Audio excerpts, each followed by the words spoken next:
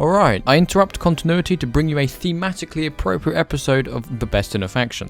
Which unit is the best of the Spooky faction? The Spooky faction is pretty similar to the MediEvil faction in the sense there is pretty much every form of unit on display, and is most certainly another model faction. However, unlike the MediEvil faction, a lot of the units present here go above and beyond what those types of units would do. The ranged unit also deals fire damage, the siege unit has bouncing projectiles, and the boss unit is ultra specialized. This faction isn't just a model faction, defining the standard, it exceeds the standard and provides excellent units. Also, may I add that I think that stylistically, this is the best faction. Alright, so with that lengthy intro done, let's get on with the eliminations.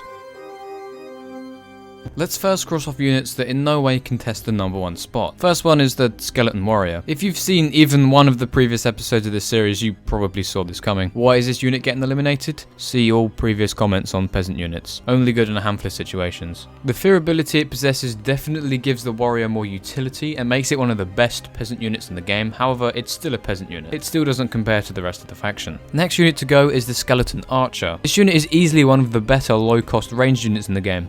The fire damage it deals makes it the ideal counterpick to tanky units, as it can drain health fairly quickly. The fire damage is enough to elevate this unit above most other ranged units, but the ranged units up in the high end completely dwarf this guy. There are only a small amount of expensive non-siege ranged units, however this faction happens to be the home of one of them, so the Skeleton Archer is getting binned. It's for sure a good unit, but it doesn't really compare to the rest of the faction. Alright, next unit getting cut off is the Pumpkin Catapult. It is essentially a better catapult. Give me the option of the two and I will always pick this one. The bouncing projectile gimmick makes it really good for large groups and is able to cover entire lines of units, but it's a simple case of the other units in this faction are better. The Pumpkin Catapult is only really good for taking out large groups of low-cost units. It does do this job well, but the fact that it only does a small amount of jobs means its usefulness as a result is quite small. Alright, so the final spooky unit getting eliminated is the Vampire.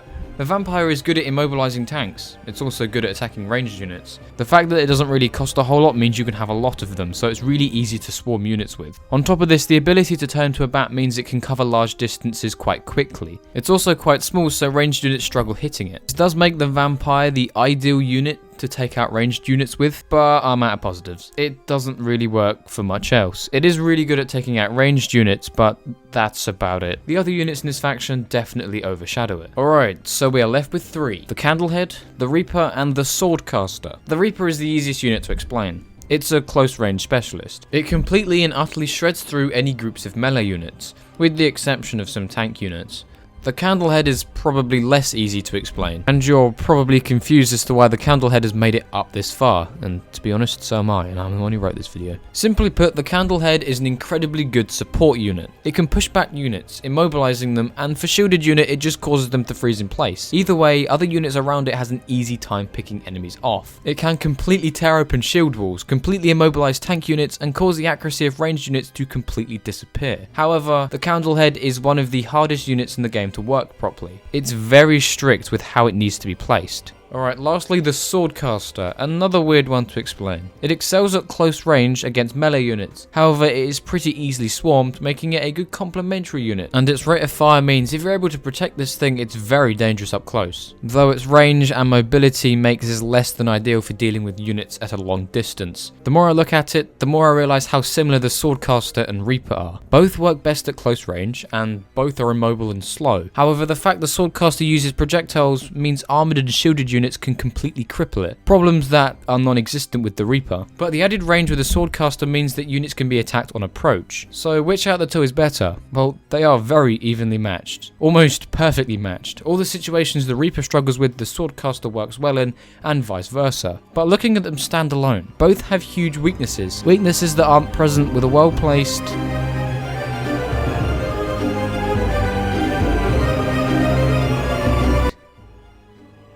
This can't be. Going by the rules, the unit that is useful in the greatest number of situations will be crowned the best of its faction. It is with great surprise and bewilderment that I declare the Candlehead to be the best spooky unit. Actually no, I fully support the notion that this thing is better than these things. The Reaper is ultra specialized, so while it's amazing at what it doesn't do a whole lot. The Swordcaster is decent at more, but not by much, and it's obvious when it's outside its comfort zone, requiring more and more support until it's not worth it anymore. The Candlehead does require support by default and is pretty tricky to use, but it's pretty good in a vast amount of engagements.